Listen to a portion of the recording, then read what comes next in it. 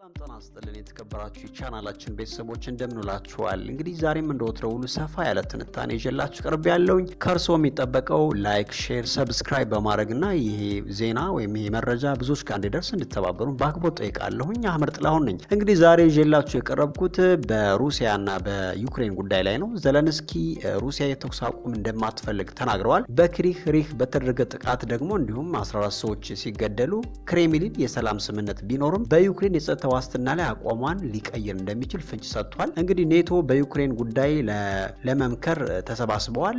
ዩናይትድ ስቴትስ በሩሲያ ላይ ጫና ለመፍጠር እቅድ እንዳላት ማስታወቃለች። ስለዚህ ሩሲያ በበኩሏ በዩክሬን ላይ ጥቃቷን እቀጥላለሁ ብላለች። በዚህ ላይ ሰፋ ያለ በሰል ያለ ትንታኔ ይዤላችሁ ቀርብ ያለው አብራችሁን ቆየው። ዘለንስኪ በአድማው 14 ሰዎች ከተገደሉ በኋላ ሩሲያ የተኩስ አቁም ስምምነት አትፈልግም ብለዋል። የክሬምሊን ከፍተኛ ባለስልጣን ማንኛውም የሰላም ስምምነት ተከትሎ በዩክሬን የሰላም ዋስትና ጉዳይ ላይ የሞስኮ አቋም መቀየር እንዳለበት ፍንጭ ሰጥተዋል። ዋሽንግተን ለተጨማሪ እርምጃ በተዘዋዋሪ ማስጠንቀቂያ በሩሲያ ላይ ጫና ለመፍጠር እየፈለገች ነው። አሁን በዩክሬን ስላለው ጦርነት ስካይ ኒውስ አዳዲስ መረጃዎችን እያወጣ ነው። እስካሁን ድረስ የሩሲያ ሚሳኤሎች በኪየቭ ላይ ባደረሱት ጥቃት 6 ሰዎችን ጨምሮ ቢያንስ 14 ሰዎች መሞታቸውን ቮሎዲሚር ዘለንስኪ ተናግረዋል። ሩሲያ የተኩስ አቁምን አትፈልግምና እናየዋለን። የክልሉ አስተዳዳሪ ሰርሂ ኢላክ ቢያንስ 50 ሰዎች ቆስለዋል። እያንዳንዱ ሚሳኤል፣ እያንዳንዱ ጥቃት ድሮን ጦርነት ብቻ እንደምትፈልግ ያረጋግጣል። ኔቶ በብራሰልስ የኔቶ የውጭ ጉዳይ ሚኒስተር ተሰባስበው በዩክሬን እና በመከላከያ አጀንዳው ላይ ቁልፍ ጉዳዮችን አውጥተዋል። በተመሳሳይ ጊዜ የጦር አለቆች ኪየቭ ውስጥ ሲሰባሰቡ ነበር። ብዙም ይፋ ባልሆነ መልኩ ግን በተመሳሳይ አስፈላጊ ስብሰባ የብሪታንያው ዴቪድ ላሚና የፈረንሳው ዣን ኖኤል ባሮት ፕሬዝዳንት ፑቲንን በብራሰልስ የማርኮ መንግስት የሚስጥር መስመር እየጎተቱ ነው በማለት ፕሬዝዳንቱን በመክሰስ የተቀናጀ አካሄዳቸውን ቀጥለዋል። ሮቢዮና የኔቶ ዋና ጸሐፊ ማርክ ሩት ዩኤስ በዓለም አቀፍ ደረጃ የሩሲያን ምስል ለማደስ በመሞከር ውንጀላ ቢያጋጥማትም ሮቢዮ ለሞስኮ አንድ ጠንከር ያለ ቃላት ነበረው። በቀጭን በተሸፈነ ዛቻ ውስጥ የዩኤስ የጊዜ ሰሌዳ ለቪላዲሚር ፑቲን ባለስልጣኖች ለአንዱ ገልጸዋል ሲል ተናግረዋል። ችን ማስፈራራት አልፈልግም። የጊዜ መስመርና በአንድ ወቅት ሩሲያ ሰላም ትፈልግ እንደሆነ ወይም ሰላም እንደማትፈልግ ግልጽ ይሆናል እና ያ የጊዜ እየመጣ ነው። ይህ በእንዲህ እንዳለ ሩት የዩናይትድ ስቴትስ የ30 ቀን የተኩስ አቁም ስምምነት ከተሸፈነ በኋላ በሰላም ንግግሮች ላይ ኳሱ በሩሲያ ፍርድ ቤት ውስጥ አለ ብለዋል። አንዳንድ የአሜሪካ ጠንካራ ንግግሮች ወደ ክሬምሊን የገቡ ይመስላል። ከፎርክስ ኒውስ ጋር ባደረጉት ቃለ ምልልስ የፑቲን የኢንቨስትመንት መልእክተኛ ክሪል ዲሜትሪቭ ባለፈው ሐሙስ መገባደጃ ላይ ሩሲያ ደህንነት ዋስትና እንደማይኖራት ተናግረዋል። መግለጫዎች ሩሲያ እንደዚህ ያሉትን የኋላ መቆሚያን እንኳን ለማሰብ ፈቃደኛ አልነበረችም። ሆኖም ቃላቱ ለአሜሪካ ጆሮ የሚያበረታታ ቢሆንም ሩሲያ በምሽት ጥቃቷን ቀጥላለች።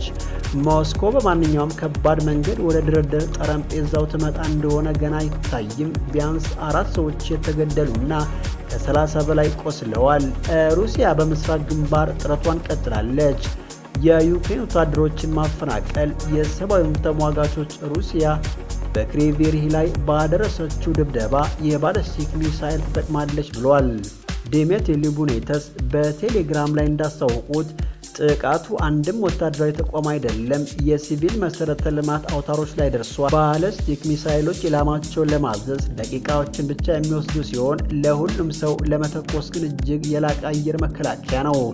ቮሎዲሚር ዘለንስኪ በኪየቭ ላይ ከተመታ በኋላ ሩሲያ በኬርሰን በሚገኝ የሙቀት ኃይል ማመንጫ ላይ ሰው አልባ አውሮፕላኖችን ማጥቃት ጀምራለች። የዩክሬኑ ፕሬዝዳንት ሩሲያ በጥቃቱ በዩናይትድ ስቴትስ የተመደበውን የኃይል አቋም ስምምነት ጥሳለች በማለት ክስ እየሰነዘሩ ሲሆን ሁሉም የሩሲያ ተስፋዎች በሚሳኤልና ሰው አልባ አውሮፕላኖች፣ ቦምቦችና መድፎች ያበቃል ብለዋል። ዲፕሎማሲ ለነሱ ባዶ ቃል ነው ሲል በምሽት አድራሻ አክሎ ተናግረዋል። ቮሎዲሚር ዘለንስኪ ዛሬ ከዩናይትድ ኪንግደም እና ከፈረንሳይ ወታደራዊ ባለስልጣናት ጋር ተገናኝተዋል። እናም የውጭ ወታደሮች በዩክሬን ውስጥ ለመሰማራት እቅድ በቅርቡ ሊስማሙ እንደሚችሉ ተናግረዋል። የዩክሬን ፕሬዝዳንት ለጋዜጠኞች እንደተናገሩት የተኩስ አቁም ስምምነት አካል በሆነው የውጭ ኃይል ማሰማራት ላይ ግንዛቤ በአንድ ወር ጊዜ ውስጥ ሊደርስ ይችላል። ሪግቢ በጥር ወር ብሪታንያ ሙሉ ድርሻዋን ትወጣለች ስትል ሩሲያ ደጋግማ ሀሳቡን ተቀባይነት የለው ስትልና ማንኛውም የውጭ ሀገር ማሰማራትን አጥብቃ ትቃወማለች። ቀደም ሲል እንደተዘገበው አንድ የክሬምሊን ተደራዳሪ ትላንት ምሽት አንድ የደህንነት ዋስትናዎች ሊሆኑ ይችላሉ ብለው የዩክሬን ባለስልጣናት በጥቃቱ ውስጥ ትንሽ የተጎዳው የ3 ወር ዕድሜ ነው ሰርኪ ሊሳክ የአብላፕሮፔት ከተማ ገዥ እንደገለጸው በዲፕሮፔፕ ከተማ ውስጥ ገዥ መሆኑን ተናግረዋል። እያንዳንዱ ህይወት አክለውም ከዚህ በፊት ከ30 ሰዎች በላይ በሕክምና ተቋም ውስጥ ነበሩ። ትንሹ 3 ወር ነው እርዳታ ተሰጠው። በቤቱ ካጋጠመው ነገር ጋር ያገግማል። በክሪቪሪህ ላይ ዛሬ የተፈጸመው የሚሳኤል ጥቃት ትናንት በዩክሬን ሁለተኛዋ ትልቅ ከተማ ካርኪቭ ላይ የተፈጸመውን ሌላ የሩሲያ ጥቃት ተከትሎ ባለስልጣናቱ 5 ሰላማዊ ሰዎች መሞታቸውን ተናግረዋል። የዩክሬን የውጭ ጉዳይ ሚኒስትር አንድሪ ሲርሃ ሰሞኑን በብራሰልስ ባደረጉት የኔቶ ስብሰባ የካርኪቭን ጥቃት አስመልክቶ እንደተናገሩት ይህ የሆነው የዩኤስ እና የአውሮፓ መሪዎች ሩሲያ ከ3 ዓመት በላይ በዘለቀው ግጭት የተኩስ አቁም ስምምነት እንድትቀበል ግፊት ሳያደርጉ ነው። ሩሲያ ስለ ሰላም በቁም ነገር ማድረግ አለብን፣ ሩሲያን ወደ ሰላም መጫን አለብን። ባለስልጣኖች የሩሲያ ጥቃትን ተከትሎ የበርካታ ሲቪሎች ሞት ሪፖርት እያደረጉ ቮሎዲሚር ዘለንስኪ የተለያዩ ምስሎች በኦፊሻላዊ የቴሌግራም ቻናላቸው አጋርተዋል። የተበላሹ ህንፃዎችና መኪናዎችን ያሳያል። ቮሎዲሚር ዘለንስኪ ቢያንስ 14 ሰዎች ሞተዋል ይላል የሩሲያው ፕሬዝዳንት። የዩክሬን ከተማን ጨምሮ በ6 ህጻናት ላይ የሞቱ ሲሆን የሪቪክ ሪህ እና በሱ ማዕከላዊ ከተማ ውስጥ የማዳን ስራዎች መካሄድ ላይ ናቸው። የክልሉ አስተዳዳሪ ሰርሂ ሊሳክ ቢያንስ 50 ሰዎች ቆስለዋል። ዘለንስኪ ጥቃቱ ሞስኮ የሰላም ፍላጎት እንደሌላትን አረጋግጧል ብለዋል። በየቀኑ የሩሲያ ጥቃቶች ይከሰታሉ ብለዋል። ሰዎች በየቀኑ ይሞታሉ። ይህ የሚቀጥልበት አንድ ምክንያት ብቻ ነው። ሩሲያ የተኩስ አቁምን አትፈልግምና እናያለን። መላው ዓለም ያየዋል እና ዓለም በሩሲያ ላይ ካለው ጫና ብቻ ዩክሬንን ለማጠናከር ከሚደረገው ጥረት ሁሉ የአየር መከላከያችን ከዚህ በላይ ብቻ የሚወስነው ጦርነቱ በሚያበቃበት ጊዜ ነው። ፖለቲኮ እንደዘገበው የብሪታንያ ባለስልጣናት ባለፈው ሳምንት በብራሰልስ በጥበበኛ እራት ከአውሮፓ አጋሮች ጋር እንደተገናኙ ተዘግበዋል። የእራት ቁም ነገር አዲስ የመከላከያ ፈንድ ነባሩን ቢሮክራሲ ወደ ጎን ለመተውና በፍጥነት ለማስታጠቅ የተነደፈውን እቅድ ለመወያየት እንደነበር ተዘግቧል። ፖላንድ ሚስጥራዊ ስብሰባዎችን አስተናግዳለች ሲሉ አንድ የአውሮፓ ህብረት ባለስልጣን ጠቅሶ ዘግቧል። ሀሳቡ የቀረበው በእንግሊዝ ግምጃ ቤት ነው ተብሏል። ሀሳቡም የመንግስት በጀትን ለማስቀረት ብሔራዊ ገንዘባቸውን ለማስቀረት ነው ተብሏል። እንደ እንግሊዝ ያሉ ሀገራትን በጠንካራ የፊዚካል ህጎች መርዳት ሽኖች የፊዚካል ጃኬት ላላቸው ለዚህ በጣም ፍላጎት አላቸው ሲል ፖለቲኮ የራት ግብዣውን የሚያውቁ የመንግስት ባለስልጣናትን ዘግቧል። ሩሲያ ተጨማሪ ግዛቶችን ለመያዝ ቀጣይነት ያለው የሰላም ድርድር ለመጠቀም እየሞከረች ነው ሲሉ የጦርነት ጥናት ተቋም ገልጿል። ቡድኑ በዩክሬን እየተካሄደ ያለውን ግጭት አስመልክቶ ባደረገው የቅርብ ጊዜ ትንተና ክሬምሊን ዲፕሎማሲው ካልተሳካ ትግሉን ለመቀጠል ፈቃደኛ መሆኑን አስጠንቅቋል። ነገር ግን ሀገሪቱ በአንድ ጊዜ ከባድ ወታደራዊና ኢኮኖሚያዊ ፈተናዎች እየገጠማት ነው ሲሉ ተናግረዋል። ክሬምሊን በሽምግልናና የተኩስ አቁምና የሰላም ድርድር ግቦችን ለማሳካት እየሞከረ ሊሆን ይችላል። የሮማኒያ ባለፈው ዓመት መጨረሻ ላይ የፕሬዝዳንታዊ ምርጫ ዙሪያ ያለውን ዜና ማስታወስ ይሆናል። የሀገሪቱ ከፍተኛ ፍርድ ቤት ሩሲያ ጣልቃ ተጠራጣሪ ላይ ያለውን ድምፅ ውጤት ሰርዟል። መልካም ዘመቻው ዛሬ እንደገና ተጀምሯል። በሜይ 4 እስከ 18 ለሚካሄድ የሁለተኛ ዙር የመጀመሪያ ዙር ምርጫ የተሰጡ አስተያየቶች የተቃዋሚውን መሪ ጆርጅ ሲሚር ግንባር ቀደም አድርገውታል። ሲሚዮን ከተሰረቀው የቀኝ ግንባር ካሊድ ጆርጆስኩ ድጋፍ አግኝቷል። ሁለት ነፃ አውጪዎች የቀድሞ የግራ ጠቅላይ ሚኒስትር ቪክቶር ፖንቶና የቡካሬስት ከንቲባ ኒኩሶር ዳን ለሁለተኛ ደረጃ እየተታሰሩ ነው። እንዲሁም የሩሲያ ጣልቃ ገብነት አስፈላጊ በመሆኑ የሮማኒያ ምርጫ በዩክሬን ወደፊት እንዲካሄድ ተጽዕኖ ሊያሳድር ይችላል። የ27 አባላት እንደ አንድ ድምፅ ይሰጣሉ። ሲሚር ቀደም ሲል የሮማኒያን ከሁለተኛው ዓለም ጦርነት ፊት ድንበሮችን ለመመለስ ቃል ገብቷል። ይህም የዩክሬን ክፍሎችን ያጠቃልላል። ከቅርብ ጊዜ ወዲህ እሱ አቋሙን እንዲለሰልስ አድርጓል። ግን ምርጫው በዩክሬን ላይ ትልቅ ተጽዕኖ ሊያሳድር ይችላል። ደጋፊ ነውና ለዩክሬን አብዛኛው እርዳታ ይደግፋል ተብሏል። የሩሲያ ጣልቃ ገብነት መንግስት አሁን የምርጫውን ቅስቀሳ ህጎችን አጠናክሯል። አሁን ከመቆም የተከለለውንና ለዘመቻ ገንዘብ አላወጣም ያለው ጆርጆስኮ በቲክቶክ በተቀናጀ አካውንቶቹ ከፍተኛ ደረጃ አስተዋውቋል። ምርጫው ይህ በሐሰተኛ የተሳትፎ አቅራቢ በኩል የሚሰራ 27217 አካውንቶች የሲሚር ፓርቲና ጆርጆስኮን ለማስተዋወቅ የዩናይትድ ስቴትስ የውጭ ጉዳይ ሚኒስቴር ሰሞኑን በብራሰልስ የዋሽንግተን የቅርብ ጊዜ ጥያቄ አጋሮቹ 5% የሚሆነውን የሀገር ውስጥ ምርት ለመከላከያ ወጪ ለማድረግ ያቀረቡትን ጥያቄዎች ደግመዋል። ዶናልድ ትራምፕ እንደ ዩናይትድ ስቴትስ ያቀረቧቸውን ነገሮች ለረጅም ጊዜ ሲያነሱ ቆይተዋል። አጋሮች በመከላከያ ላይ አንደርስፔንዲንግ ያላቸውን ዋሽንግተን ላይ መታመን በሁለተኛው የስልጣን ዘመናቸው አጋሮቹ ገንዘቡን አግኝተው ብዙ ወጪ አውጥተው ደጋግመው ጠይቀዋል። ነገር ግን ይህ ካለፈው አሃዞች ወደ 5% ከፍ ብሏል። ይህ አሃዝ አንዳንድ የኔቶ አባላት ከሚያወጡት በጥፍ ይበልጣል። ዛሬ ሲናገር ማርኮ ሩቢዮ ለአጋሮቹ ማስጠንቀቂያውን ደግሟል። እሱ እንዲህ አለ፣ እሺ አልኩኝ። በአንድ ወቅት እስከ 5% የማግኘት መንገድ ድረስ በአንድ ጀንበር አልናገርም። ነገር ግን ወደዚያ ነጥብ ለመድረስ እኛ እንደምናስበው የኔቶ አገሮች ራሱ የለየውንና የተናገረውን ስጋት ለመቋቋም ለኔቶ ወጪ ማድረግ አለበት። ጥሩ ዜናው ይሄውና ከ4 ወይም ከ5 ዓመት በፊት ከነበረው የበለጠ ለመከላከያ ወጪ እያወጡ ነው። ያ አዎንታዊ ነው። ይህ አዝማሚያ መቀጠል አለበት። ኔቶ ሀገሮች የመከላከያ ወጪ ግብ 2% ጂዲፒ ላይ ለማዘጋጀት ከ10 ዓመታት በፊት ተስማምተዋል። ኔቶ በጣም የቅርብ ጊዜ አሃዝ መሰረት ካለፈው ዓመት 23 አባላት ከዚህ አሃዝ አልፈዋል። ከነዚህ መካከል 5ቱ ኤስቶኒያ፣ ግሪክ፣ ላትቪያ፣ ፖላንድ እና ዩኤስ ከ3% በላይ አልፈዋል። ፖላንድ ከጠቅላላ የሀገር ውስጥ ምርት ጋር ሲነጻጸር 1% ነው። የዩናይትድ ስቴትስ አዲስ አሃዝ ጋር ለመቀራረብ ከፈለጉ ብዙ ይቀራቸዋል። ጥቂት ተጨማሪ ምስሎች ከሩሲያ ጥቃት በኋላ በካርኬቭ በአንድ ሌሊት የተፈጸመውን ጥቃት ተከትሎ በዲኒፕሮ የሚገኘው የዩክሬን ባለስልጣን በሽብር ጥቃት ባለስልጣን ራሱ የዲኒፕሮ ከተማ ምክር ቤት የግራ ባንክ አስተዳደር ኃላፊ ዩሪ ፌዲኮ በመኪናው ላይ በደረሰ ፍንዳታ ከሰዓታት በኋላ በመኪናው ወደ ሆስፒታል ተወሰደ።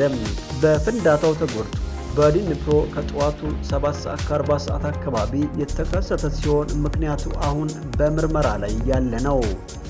የዩክሬን አራተኛ ትልቅ ከተማ ውስጥ ያሉ ነዋሪዎች ጥቃቱን የሩሲያ ሰው አልባ አውሮፕላኖች ጥቃት አድርሰዋል ተብሎ ተዘግቧል። የዩክሬን ፖሊስ በመግለጫው ላይ 3 ሊሆኑ የሚችሉ ምክንያቶች እንዳሉት የዩክሬን ፖሊስ ገልጿል። ጥቃቱ ግዛቱን ለማናጋት በሩሲያ ልዩ አገልግሎት የታዘዘ ጥቃት በተጠቂው መካከል በተከሰተ የጥላቻ ግንኙነት ምክንያት የተፈጸመ ጥቃት ነው ይላል። ሁሉም የውጭ ሚኒስትሮች ዛሬ ብራሰልስ ውስጥ የዩክሬን ጦርነትን ለማስቆም የሰላም ስምምነት ያለውን ተስፋ ያላቸውን ምላሽ አቅርበዋል። የቱርክ ሃን ፊዳካ የቤልጅየም ዋና ከተማ ውስጥ ሂደቶች አካል ነበሩ። እሱ በሩሲያና በዩክሬን መካከል ያለውን ማንኛውም ማቆም ስምምነት ገልጿል። ለመቋጨት አስቸጋሪ ነገር ግን የተሻለ ቀጣይነት ጦርነት ያለውን አማራጭ ልቅ የተሻለ ፊዳክ በሁሉም በኩል ቱርክን የሚደግፍ መሆኑን በራሰልስ ላይ ቃለ መጠይቅ ላይ ተናግረዋል። ከማንኛውም ስምምነት ትንሽ በጣም የራቀ ማንኛውም ሀሳብ ለመቋጨት እጅግ በጣም ከባድ ይሆናል ሲሉ ፊዳን ተናግረዋል። ነገር ግን ሌላውን አማራጭ ስንመለከት ሞትና ውድመት ያለበት ሁኔታ ምንም ይሁን ምን የበለጠ ምክንያታዊ ይሆናል ብዬ አስባለሁ። ፊዳን አውሮፓ ብቻውን ለዩክሬን የደህንነት ዋስትና ሊሰጥ እንደማይችል አስጠንቅቀዋል። ነገር ግን ጦርነቱ እንደገና እንዳይነሳ ለመከላከል ተጨማሪ መከላከያ ያስፈልጋል። የአሜሪካው ወገን እንደገና ለዩክሬን ጸጥታ ድጋፍ እንዲሰጥ ከፍተኛ ጥረት አለ። በዩክሬን ውስጥ ሰላም እንዲሰፍን የቱርክ ሚና በዩክሬን ውስጥ ሰላም እንዲሰፍን አድርጓል። የእነዚህ አይነት ተልዕኮ ዝርዝሮች ግልጽ እንዳልሆኑ ተናግረዋል። አገሪቱ በኪየቭ እና በሞስኮ መካከል የሰላም ድርድርን አስተናግዳለች እና ማቅረቧን ቀጥላለች። ከሩሲያ ምንጮች አንዳንድ ዜናዎች ከግንባር መስመር ከሩሲያ የዜና ምንጮች እንዳገኘ ነው። በመንግስት የዜና ወኪል የተጠቀሰው የሩሲያ አዛዥ እንደተናገሩት የሞስኮ ኃይሎች የዩክሬንን ጦር ከ2 ሳምንታት በፊት ድንበር ላይ ለመግባት የሞከረውን ክልል በቁጥጥር ስር አድርጓል። የቼችኒያ የአክማት ልዩ ኃይል አዛዥ አፒቲ አላውንዴቭ ለመንግስት ቴሌቪዥን እንደተናገሩት የሞስኮ ኃይሎች ቤልጎሮድ የሚገኙትን የዩክሬን ወታደሮች አካባቢዎችን በማጽዳት ላይ ናቸው ብለዋል። በአጠቃላይ ሁኔታዎችን በጣም ጥሩ ነው ሲል ሪያ ዘግቧል። ባለፈው ዓመት በቁጥጥር ስር የዋሉት የሩሲያ ኩርስክ ክልል ድንገተኛ ጥቃት ወደ ቤልጎሮድ ክልል ለመግባት ሞክረዋል። እንደ የሩሲያ ጦር ጦማሮች ገለጻ ሁለቱ ሜጀርስ የሩሲያ ጦር ደጋፊ ጦማሪ በቤልጎሮድ 2 ወታደሮች ከዩክሬን ድንበር ላይ ውጊያ እንደቀጠለ ጽፈዋል።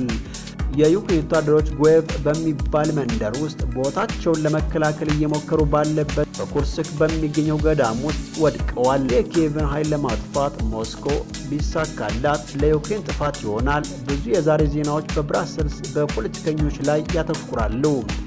በኪየቭ ውስጥ ሌላ አስፈላጊ ስብሰባ እየተካሄደ ነው፣ ግን የወታደራዊ መሪዎች ስብሰባ ከዋናው ከተማው የበለጠ ዝቅተኛ ሊሆን ይችላል። የብሪታንያ ወታደራዊ አለቆች ዛሬ ፈረንሳይና ዩክሬን ካቻቸው እየተገናኙ ነው። ቮሎዲሚር ዘለንስኪ ጋር ለመገናኘት ቀጠሮ ተይዞላቸዋል። ፈረንሳይ የልዑካን ጣቢያ መወያየት የፈረንሳይ ዓላማ ነበር። በዩክሬን ውስጥ የውጭ ወታደሮች በአንግሎ ፍራንኮ ሽርክና የተንሳፈፈው ይህ ሀሳብ ከራሱ አጋሮች ጋር አወዛጋቢ መሆኑን አረጋግጧል። ነገር ግን አንዳንዶች በአሜሪካ የጀርባ መቋሚያ ምትክ ሰላምን ለማስፈን እንደ ቁልፍ ይቆጠራል። አሁን ከብራሰልስ አንዳንድ የቅርብ ጊዜ መረጃዎች እንደሚጠቁሙት የውጭ ጉዳይ ሚኒስትሩ በቤልጅየም ዋና ከተማ ውስጥ እንዴት እንደሚሰበሰቡ ኔቶ ወደ ቤልጅየም ዋና ከተማ ይገናኛሉ። ከዩክሬን ጋር የተሻለ ሁኔታ መቀጠል ከውስጥም ከውጭም አጋሮች ጋር ከጠላቶች ግፊት የኔቶ ዋና ጸሐፊ ማርክ ሩት ዛሬ ዕለት ቀን ላይ በብራሰልስ ተናገሩ። እንዲሁም ስለ ኔቶ አንድነትና ለዩክሬን ድጋፍ የሚጠበቁ መልእክቶች ከጋዜጠኞች ጥያቄዎችን ወስደዋል። ሩት በቅርቡ በአሜሪካ ታሪፍ ላይ ዶናልድ ትራምፕ በወጡት ታሪፍ ላይ ቢያንስ 3 ጥያቄዎችን አቅርበዋል። ግን የኔቶ ስምምነቶችን የጣሱ አይመስለኝም ነበር። ይልቁንስ በዩክሬን ስላለው የሰላም ጥረቶች ተናግረዋል።